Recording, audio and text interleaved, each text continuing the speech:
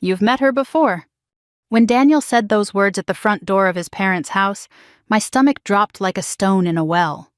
I remember the way the hallway light fell across the marble floor, the smell of lemon polish in the air, and the way a familiar voice said quietly from the living room, "Oh, it's you." And suddenly I knew exactly who was standing there. The woman from Walmart. The one whose groceries I paid for.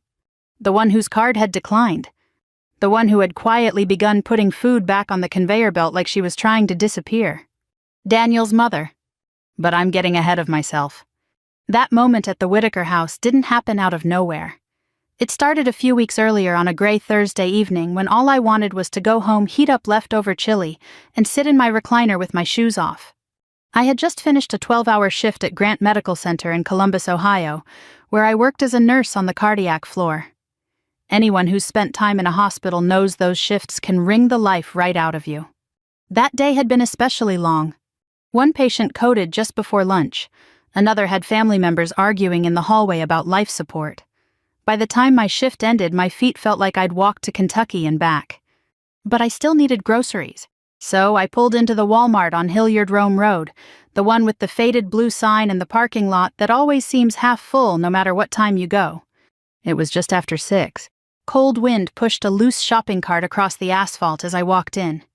The automatic doors opened with that familiar Walmart whoosh, and suddenly I was under bright fluorescent lights again. The store smelled like floor cleaner and warm rotisserie chicken. I didn't need much. Milk. Eggs. A loaf of wheat bread. Some canned soup for quick dinners during the week. And dog treats for my golden retriever Molly, who always greeted me at the door like I'd been gone for a year instead of 12 hours. 15 minutes later, I was standing in line at Register 6. There were 3 people ahead of me. A young dad with 2 little kids hanging off the cart. A college kid buying ramen noodles and frozen pizza. And then the woman. She stood directly in front of me. Late 60s, maybe early 70s. Her coat was navy blue wool, the kind people used to wear more often 20 years ago. Her gray hair was neatly pulled back, and she carried herself straight like someone who had spent most of her life with good posture. Nothing flashy about her. Just composed. Her groceries weren't anything fancy either. A carton of eggs. A half-gallon of milk. Bread. A couple cans of vegetable soup. Bananas. Basic things. The kind of groceries that say someone lives alone or cooks simple meals. The cashier rang everything up. "Your total is $52.13, she said. The woman slid a debit card into the machine. We waited. The little screen blinked. Then it beeped. Declined. The cashier frowned politely. "Would you like to try again?" The woman's cheeks turned a shade pinker. "Yes, of course." She tried again. Same result. Declined. I watched the woman take a slow breath. She didn't complain. Didn't argue. Didn't sigh loudly like some customers do. Instead, she did something that made my chest tighten. She began picking up the groceries one by one and placing them to the side. "Well," she said softly, "I suppose I don't need everything tonight." First the bananas. Then 1 can of soup. Then the milk. The cashier looked uncomfortable. "I can suspend the order if you want to call your bank." "Oh no," the woman said quickly, "that won't be necessary." She was trying to make it easier for everyone else. Trying not to hold up the line. Trying not to make a scene. But the truth was plain as day. She didn't have the money. And something about that moment, something about the quiet dignity of it hit me harder than I expected. Maybe it was the long shift. Maybe it reminded me of my mother who raised me alone after my dad passed. Or maybe it was simply that sometimes you see a moment where kindness would cost very little, and not doing it would cost your conscience a lot more. Before I had time to overthink it, I stepped forward. "I've got it," I said. The woman looked at me startled. "Oh no, dear, that's not necessary." "It's all right," I said.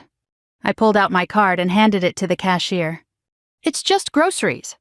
The cashier processed the payment. Receipt printed. The woman stood there for a second like she wasn't sure what to say.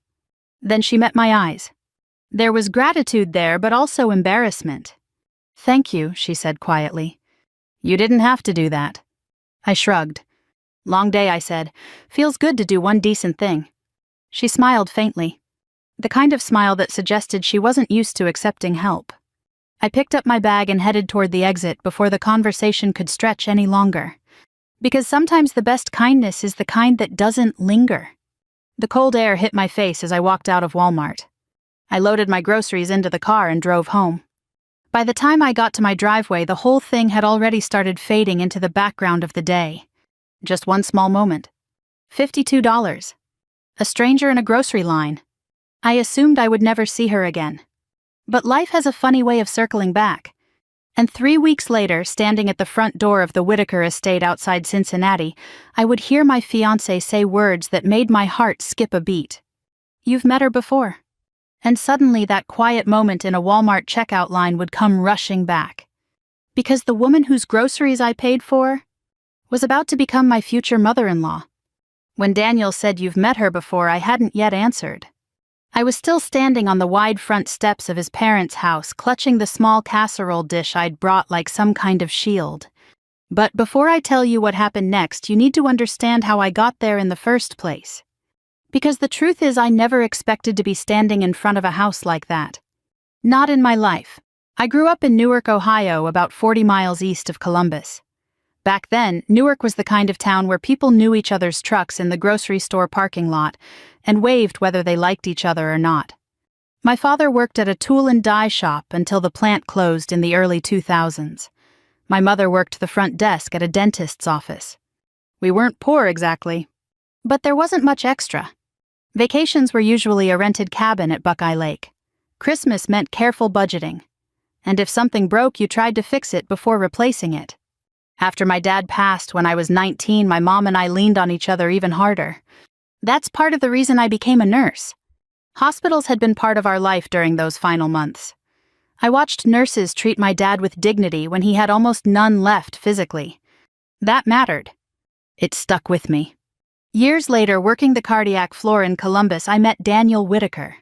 Not at a hospital. At a hardware store, believe it or not.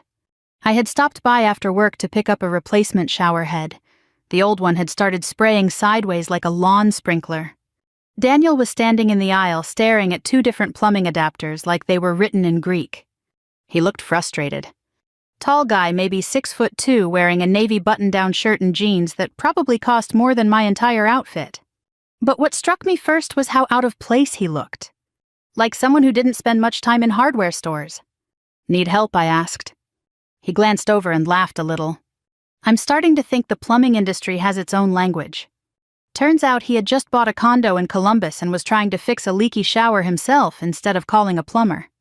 I showed him which adapter he needed. He insisted on buying me coffee as a thank you.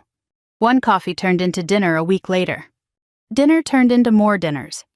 And before long, I found myself dating a man whose life looked very different from mine. Daniel worked for Whitaker Development, his family's real estate company. They built office parks, apartment complexes, and shopping centers all across Ohio. He never bragged about it. But you couldn't miss the signs. The watch he wore. The way restaurant hosts seemed to recognize him.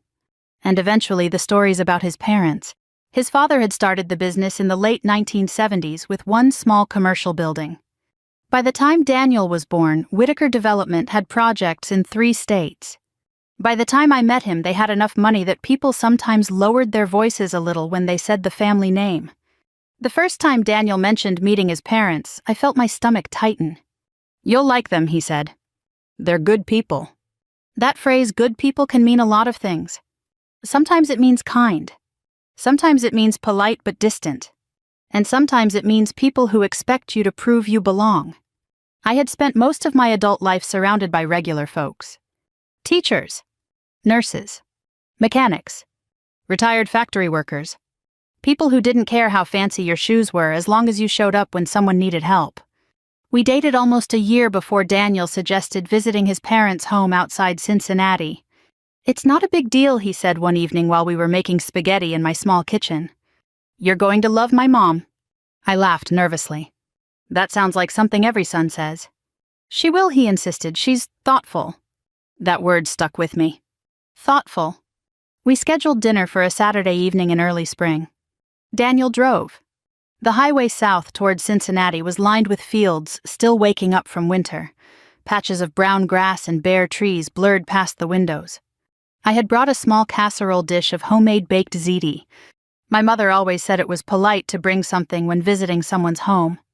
Daniel didn't say anything about it, but I noticed a faint smile when I placed it carefully on the back seat. "You're nervous," he said. "A little." "You don't need to be." "That's easy for you to say," I replied. "It's your family." He reached over and squeezed my hand. "They care about character more than anything." I hoped that was true. About 20 minutes outside Cincinnati, the highway turned into a smaller road that wound through wooded hills. Eventually, Daniel turned onto a long private driveway. And that's when I saw the house. House might not even be the right word. It was more like a stone estate, the kind of place you expect to see in a magazine about architecture. Tall windows. Wide front porch. Perfect landscaping. The driveway curved past a fountain before stopping near the front steps. My heart began beating faster. Daniel parked the car. "Ready?" he asked. "As I'll ever be." We walked up the steps together. He rang the doorbell. Inside, I heard faint footsteps. Then the door opened. Daniel smiled. "You've met her before." And that's when I heard the voice from inside the house. "Oh, it's you." My stomach turned. Because I knew that voice. And suddenly the memory of a quiet woman in a Walmart checkout line came rushing back. "Oh, it's you." The words came from somewhere behind Daniel, calm and unmistakably familiar. For a second, my brain refused to connect the dots. The foyer was bright with afternoon light, the floor polished marble, a staircase curving upward like something from an old movie. And standing halfway between the living room and the front door was the woman from Walmart. Same gray hair pulled back neatly. Same composed posture. Same gentle eyes that had looked at me across a checkout counter 3 weeks earlier. Except now she wasn't standing beside a conveyor belt of groceries. She was standing inside one of the largest homes I had ever seen. Daniel stepped aside and smiled like everything made perfect sense. "Emily," he said, "this is my mother."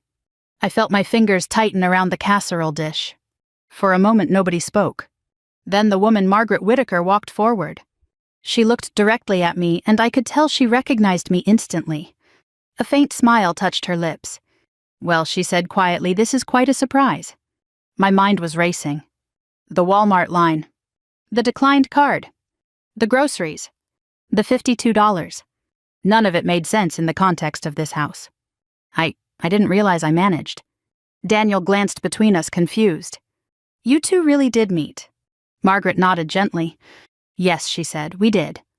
Her voice carried the same calm dignity it had that night at Walmart. But standing there in that elegant foyer, the memory suddenly felt very different. Because the question pounding in my mind was simple. Why would a woman who lived in a house like this have her card declined buying groceries? Margaret stepped forward and reached for the casserole dish in my hands. "Let me take that," she said warmly. "You didn't need to bring anything." "It's just baked ziti," I replied, still trying to steady myself. "My mom's recipe." "That sounds wonderful." She carried it toward the kitchen, and Daniel closed the door behind us. "You look like you've seen a ghost," he said softly. "I might have," I replied. He laughed. "What happened at Walmart?" "Your mom's card declined," I said. Daniel blinked.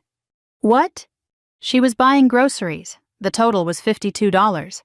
When the card didn't work, she started putting the food back." His eyebrows lifted. "You paid." I nodded. Daniel leaned back against the wall and laughed under his breath. "Well, that's one way to meet the family." "I feel like I stepped into the wrong story," I said. He shook his head. "No, you stepped into the right one." Just then, Margaret returned from the kitchen. Her expression had softened. "Dinner will be ready shortly," she said. "Why don't we sit in the living room for a moment?"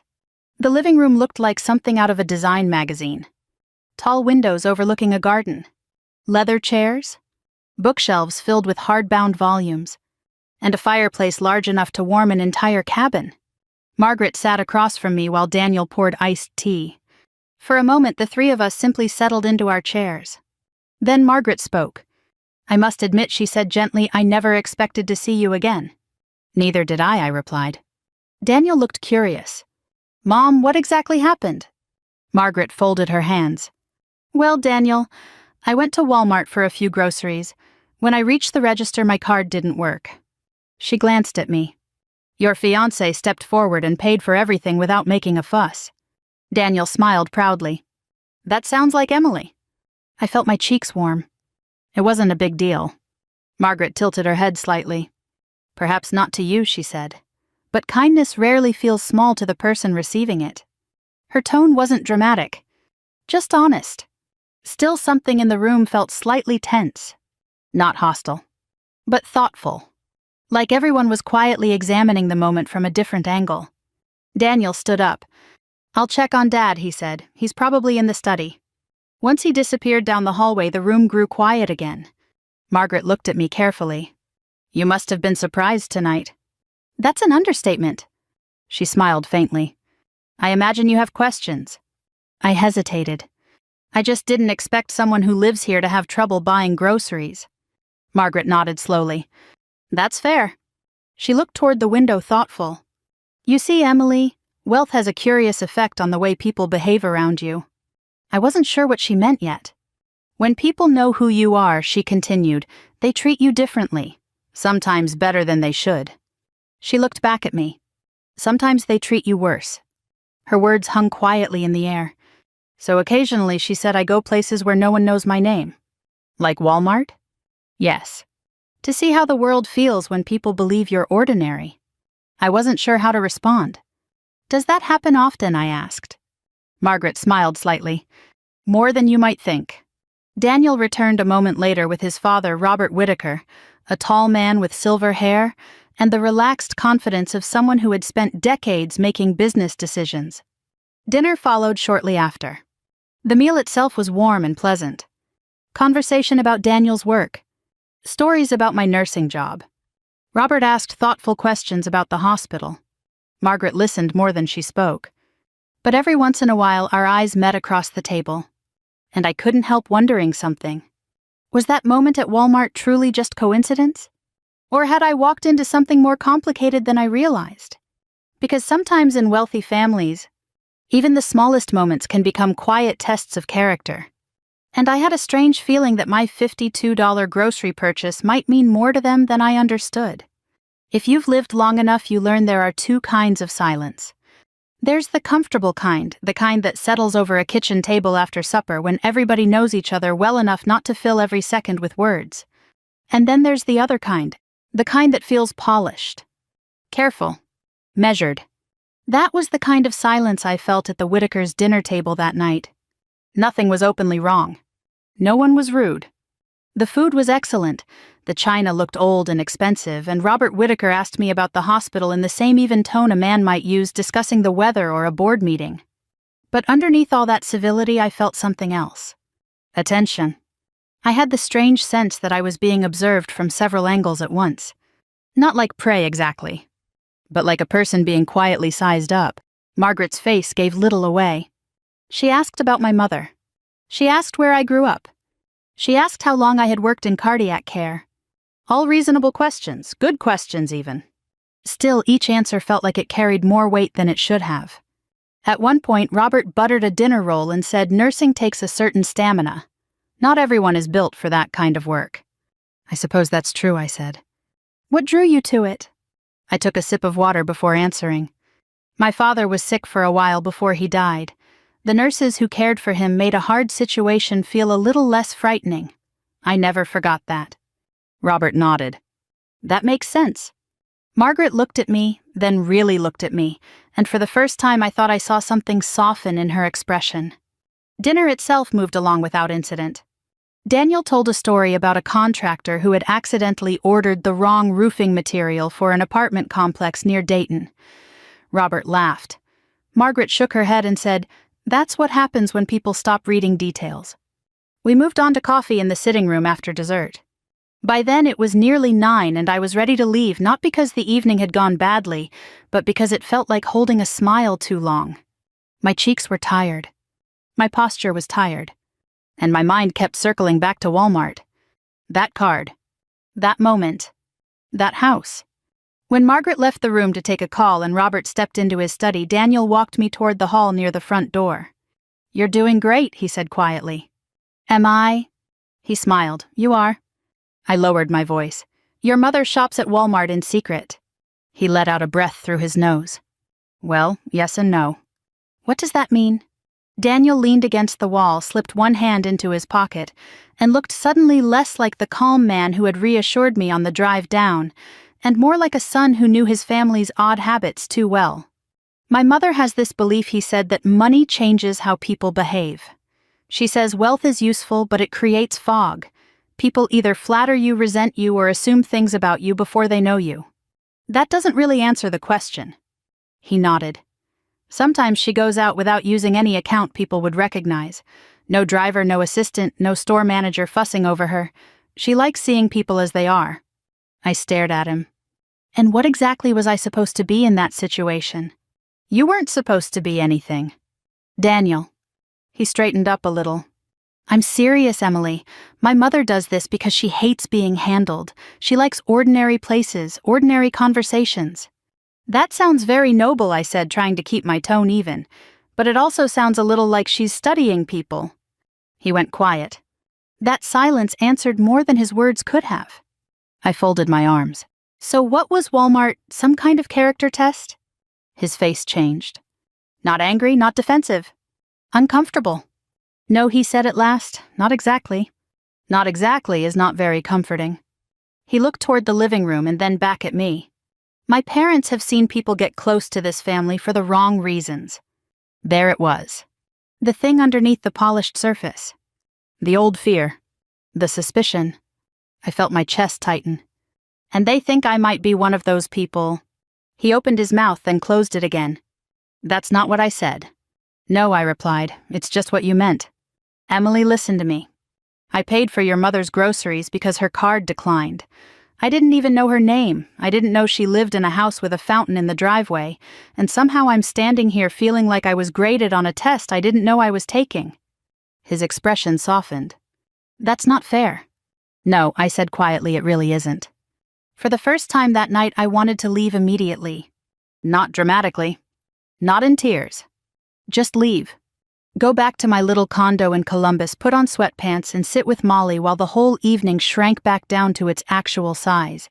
Daniel reached for my hand, but I stepped back. I wasn't trying to punish him, I just needed the room. At that moment, Margaret reappeared at the far end of the hall. She paused for half a breath, just enough to know she had sensed tension. Everything all right? She asked. Daniel answered too quickly, fine. I said nothing. Margaret's eyes moved from him to me. She had the kind of face that revealed very little unless she wanted it to, but I could tell she understood more than either of us had said aloud. Coffee is ready, she said gently. I think we should head back to Columbus, I replied. Daniel turned to me, Emily. It's a long drive, I said, and I have an early shift. That part was true. I did have rounds at the hospital the next morning, but it wasn't the reason I was leaving. Margaret nodded slowly. Of course. Her politeness only made me feel worse. Not because she was unkind. Because she was too composed. Too impossible to read. I thanked Robert for dinner. I thanked Margaret for having me. She walked us to the door, and just before I stepped outside, she said quietly, I hope tonight didn't feel unwelcoming. I looked at her. I could have lied. Could have smoothed it over and played the pleasant guest. But I was too tired for that. It felt complicated, I said. Something flickered in her expression then. Regret, maybe. Or recognition. I see, she said softly. The drive back to Columbus was mostly quiet. Daniel kept both hands on the wheel, his eyes on the dark highway ahead. Streetlights flashed across the windshield in steady intervals. After 15 minutes, he said, You think my family set you up? I think your family is so used to having money that they don't realize how humiliating it feels to wonder whether your decency is being measured. That's not what happened. Then what did happen? He was quiet for so long I thought he wouldn't answer. Finally he said, My mother worries. About what? About whether people love us for who we are or what we can offer. I turned toward the window. And I worry, I said, about whether rich people ever really believe someone like me belongs in their world. That landed between us with more force than I intended. Daniel didn't respond right away. When he finally spoke, his voice was low. I hate that you feel that way. I hate that I had a reason to. By the time we reached my condo, I was emotionally exhausted. He parked, but neither of us moved to get out. The dashboard clock glowed 11:07. Daniel looked at me. I love you, he said. I believed him. That was the hardest part. Because love doesn't always protect you from pride or class or family history. Sometimes it drops you right into the middle of all three. I love you too, I said, but tonight made me feel small. His face tightened. I'm sorry. I nodded, but I wasn't ready to forgive something I didn't yet understand. Inside, Molly greeted me in a whirl of fur and paws. I knelt and scratched behind her ears, breathing in the warm, familiar smell of dog and home. The condo was quiet. Ordinary. Mine. And as I stood in my own kitchen filling Molly's water bowl, I found myself thinking something I didn't want to admit out loud. Maybe the Whitakers hadn't intended to insult me. Maybe Margaret Whitaker truly had been embarrassed at Walmart. Maybe none of it had been staged. But intention and impact are two different things, and whether she meant to or not, Margaret had awakened something old and sore in me. The part that remembered every moment growing up when money entered the room before I did. The part that knew what it felt like to be looked at politely and still somehow not be fully welcomed. I went to bed that night with my mind restless and my heart defensive. And by morning I wasn't sure whether I was angry at Margaret Whitaker, or at all the years behind her that had taught me to expect exactly this. I barely slept that night. Not because Daniel and I had raised our voices, we hadn't. Not because anyone had insulted me openly, they hadn't. It was worse than that. Everything had stayed polite enough to be denied. That polished kind of discomfort can keep a person awake far longer than a simple argument ever could. I kept replaying the evening in pieces. Margaret's face in the foyer. Daniel saying, "You've met her before?" The look on his face in the hallway when I asked whether Walmart had been some kind of test. The pause before he answered. And then my own reaction, sharp and defensive, though if I was honest with myself, the anger had not been born that evening. It had simply been awakened. The next morning I went to work tired and out of sorts. At the hospital there's not much room for private turmoil. Sick hearts don't wait for your feelings to settle. Medications still need to be checked. Charts reviewed, oxygen adjusted, family questions answered. That helped in a way.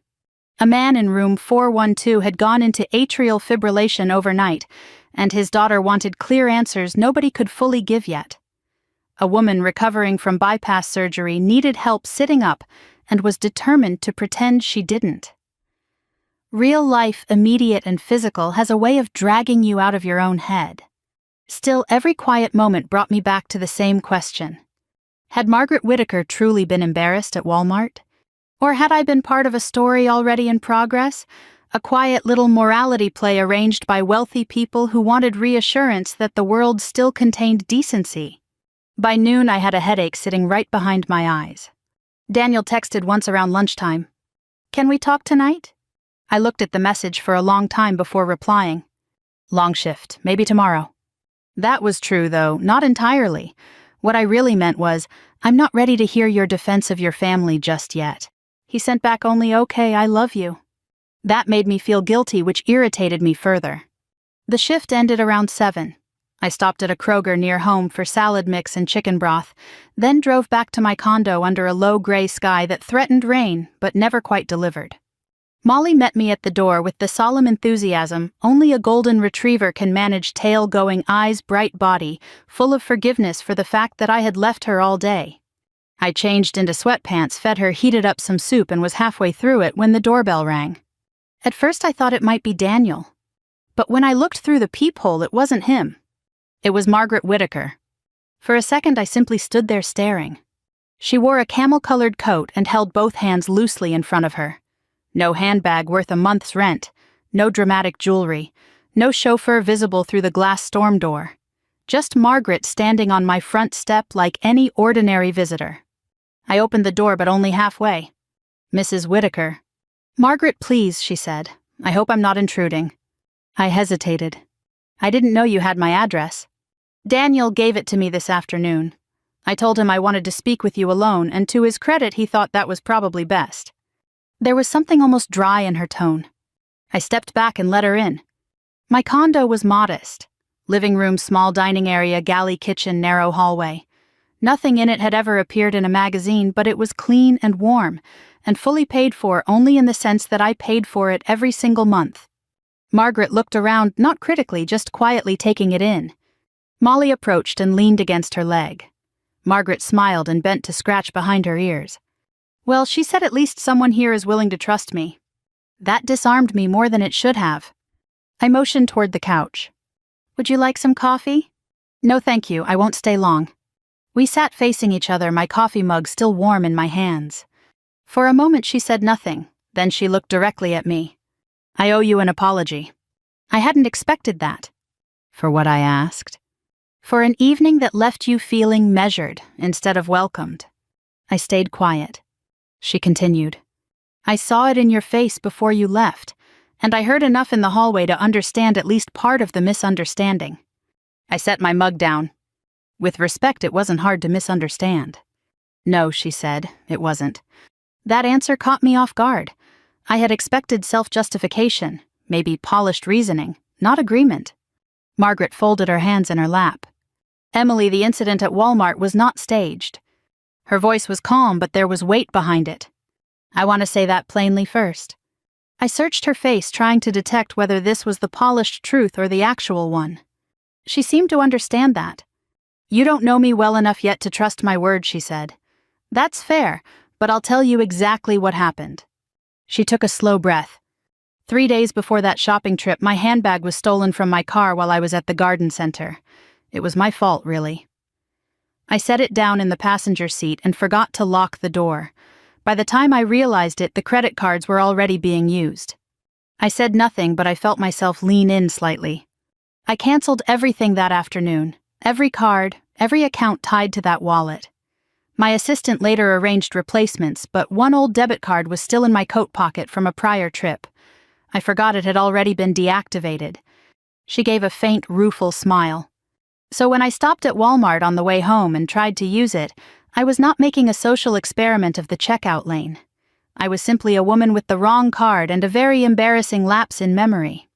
That was so specific it rang true in the way lies usually don't. I let out a breath I hadn't realized I was holding. Why didn't you say that last night? Because dinner was not the right setting, and because she added pride is not only a problem among the poor. That landed. I looked down at my hands. She went on. When my card declined, I was embarrassed. Not because of the money itself, because I am accustomed to competence. I'm used to handling things. And there I was, unable to buy soup and bread like any ordinary person. I thought back to the checkout lane, how quickly she had begun removing items, how carefully she had tried not to inconvenience anyone else. It had not looked theatrical. It had looked familiar, like someone trying to hold on to dignity. Margaret's voice softened. What mattered to me wasn't only that you paid, it was how you did it, quietly, without performance, without lingering for praise. You spared me the humiliation of being turned into a lesson in someone else's generosity. That pierced me a little. Because she was right. There are people who help in a way that keeps the other person indebted. I had seen that too all my life. I didn't want to embarrass you, I said. I know, she replied. That's why I remembered you. We sat with that for a moment. Then I asked the question that still mattered. But Daniel said you sometimes go places where nobody knows who you are. Margaret nodded. I do. That sounds a lot like testing people. It can look that way, she admitted, and perhaps sometimes if I am not careful it becomes too close to it. Wealth can make a person suspicious. You begin to wonder whether people see you or merely your circumstances. I crossed my arms, though not as defensively as before. And people without money wonder the same thing in reverse. A shadow of understanding moved across her face. Yes, she said. I think that may be exactly what happened between us. The room was quiet except for Molly shifting on the rug. Margaret leaned back, slightly studying me with more openness than she had shown the night before. Daniel loves you, she said. I looked away for a second. I know. He has loved other women before, nice enough women, impressive women, but never with this much steadiness. She paused. That matters to a mother. I didn't know what to say to that. She continued. And before I ever knew you were the woman he intended to marry, I already knew one thing when faced with a small private choice. You chose kindness. I swallowed hard. That doesn't make me a saint. I should hope not, she said, and to my surprise I almost laughed. Then her expression grew serious again. Emily, I am sorry that our family's history and caution made you feel judged. I cannot promise my husband and I are free from old assumptions. We are not. But I would rather correct a misunderstanding now than let it harden into resentment. That word resentment struck me because it was exactly what had begun forming in me. Slowly, against my own resistance, the hard knot inside my chest began to loosen. Not disappear, but loosen. I appreciate you coming here, I said. I wasn't sure you would. I almost didn't. She smiled faintly. That would have been understandable. I studied her face. She looked elegant, yes. Composed, yes. But suddenly she also looked older than she had the night before. Not weak, just human. A woman shaped by decades of carrying herself in a certain way. I thought of my own mother and how quickly dignity can become armor when life has humbled you enough times. So it really was just the wrong card, I said. It really was.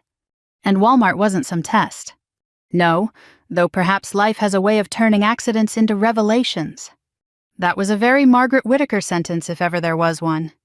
I smiled despite myself. When she stood to leave, I walked her to the door. At the threshold, she turned back. For what it's worth, she said, I liked you before I knew who you were. There was no polish in that moment, no performance, just an older woman offering truth in the simplest way she knew how. After she left, I stood by the door for a long time, listening to the quiet hum of the refrigerator and the soft click of Molly's nails on the floor as she came to stand beside me. The misunderstanding hadn't vanished entirely. There were still deeper things underneath it, class pride, old fears, Daniel caught in the middle of worlds. But one thing had changed. The story I had told myself about Margaret Whittaker was no longer clean enough to be comforting. And when our neat explanations begin to crack, that is often when the real truth finally gets room to breathe. After Margaret left that night, the condo felt strangely quiet. Not the peaceful kind of quiet. The thoughtful kind. The kind that makes you realize the story in your head might not be the whole story. Molly had curled up beside the couch, her tail occasionally thumping the floor, as if she were reminding me the world still contained simple loyalties. I sat there a long time replaying Margaret's words. Pride is not only a problem among the poor. That line stayed with me. Because if I was honest, some of the anger I had felt toward her family hadn't been about them at all. It had been about history. The long shadow of growing up in a place where money always seemed to arrive in the room before respect did. But the next conversation I needed to have wasn't with Margaret. It was with Daniel. The following evening he came by after work. He looked tired the way people do when they've spent the day worrying about something they can't quite fix. When I opened the door, Molly greeted him like a returning war hero. Daniel scratched behind her ears and gave me a cautious smile. Hi. Hi. We stood there for a moment before he stepped inside. The condo suddenly felt very small for a conversation this big. Did my mother come by, he asked. Yes. And I motioned toward the couch. Sit. He did. I remained standing for a moment before finally taking the chair opposite him. She explained what happened with the card. Daniel exhaled slowly. Good. It really was canceled. Yes. That would have been nice to know before dinner. He nodded. You're right. His willingness to admit that softened something in me. I thought your family was testing me, I said. I know you did. Can you blame me? No, he replied. He leaned forward, resting his elbows on his knees. Emily, my parents have spent 40 years building a business.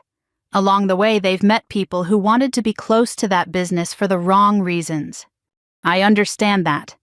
But understanding something and feeling judged by it are two different things, he said. I looked down at my hands. That's true, Daniel continued. My mother grew up hearing stories from my grandparents about the Great Depression. My grandfather lost his farm in Kentucky in 1932. For a while, the family lived in a converted barn. I looked up. I didn't know that. Most people don't, Daniel said. By the time I was born, my father had already built the company, but my mother never forgot those stories. That explains why she shops at Walmart. Partly. And why she worries about money-changing people. Yes. He watched me carefully. But there's another part of this we should talk about. What's that? You. I raised an eyebrow. What about me? You've carried something into this relationship too. I crossed my arms. Such as a belief that wealthy people are always waiting to judge you, I opened my mouth to argue, then stopped. Because the truth was, he wasn't entirely wrong. That belief didn't come from nowhere, I said. I know. My dad worked 30 years in a factory that shut down anyway. I watched my mother count grocery money at the kitchen table more times than I can remember. When people with money talked about hard work, it didn't always feel like they understood what that meant. Daniel listened quietly. I've seen both sides of that, he said.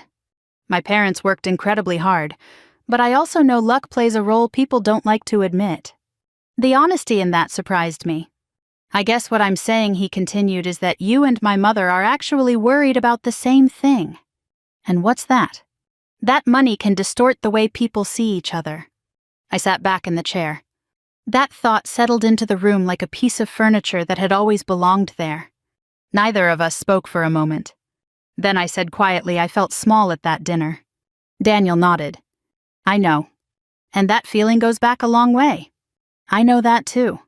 He stood up and walked to the window, looking out at the small patch of grass behind the condo. My father sometimes says wealth is like wearing a heavy coat, he said. It protects you from certain storms, but it also makes people assume things about you before you open your mouth. I thought about Margaret standing in the Walmart checkout line, quietly removing bananas from the counter. Maybe that had been the coat slipping off for a moment. I don't want to be someone who's always on guard around your family, I said. You don't have to be.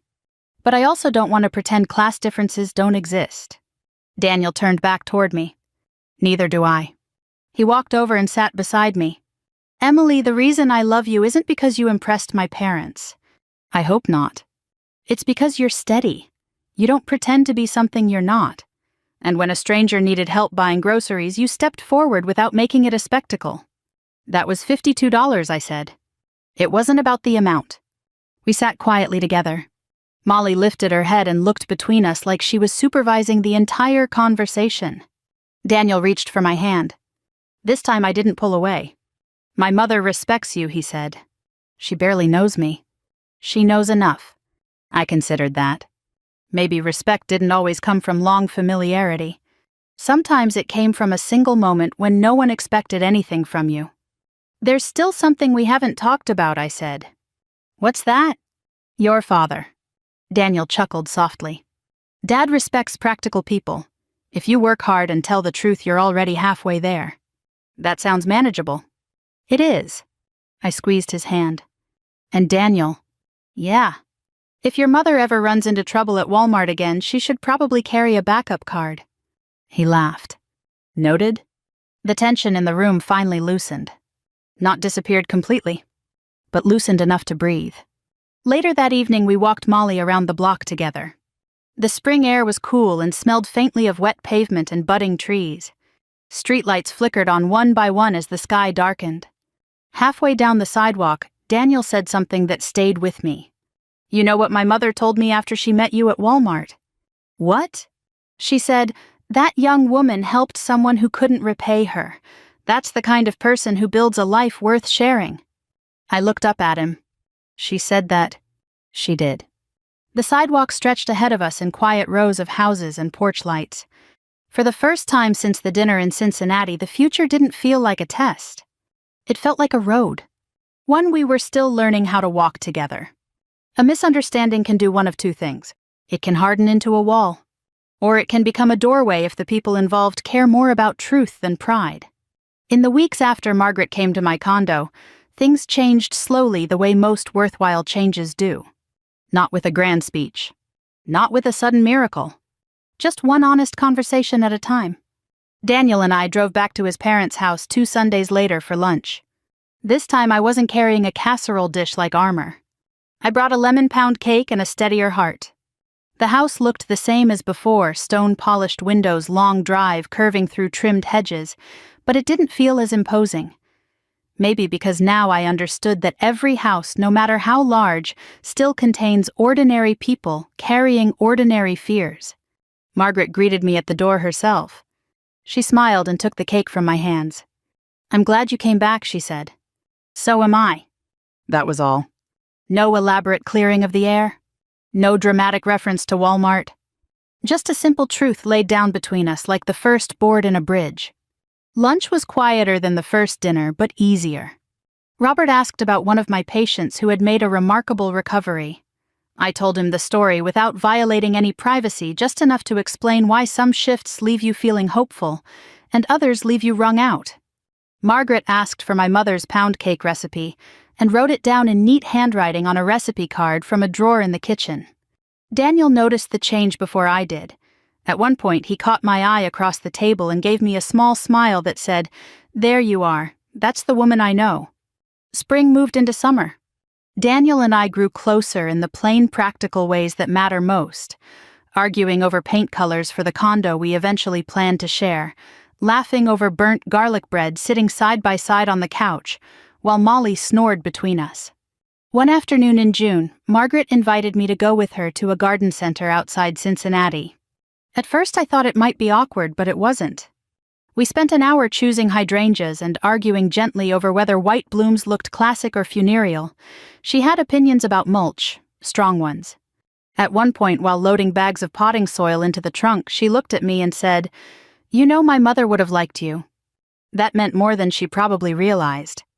Because for women of her generation, and mine too in some ways, approval is not always spoken in dramatic language. Often it appears in practical little sentences wrapped in ordinary moments. By July, Daniel and I had set a wedding date for early fall. Nothing extravagant. A small ceremony at a chapel near Columbus, followed by a reception at a restored community hall with string-light simple flowers and enough good food that nobody would leave hungry. I wanted it to feel like a real wedding, not a performance. Daniel agreed. Margaret surprised me by supporting that completely. "Large weddings are often more expensive than meaningful," she said. Robert grinned and added, "Your future mother-in-law has been waiting 30 years for someone to say that." The wedding day came bright and clear. The chapel smelled faintly of wood polish and lilies. My mother cried before the music even started. Daniel looked at me the way a man looks when he knows exactly what he is choosing. That steadied me. After the ceremony, people gathered at the hall, plates clinked, chairs scraped, and older relatives asked all the usual questions about future grandchildren as if they were filling out census forms.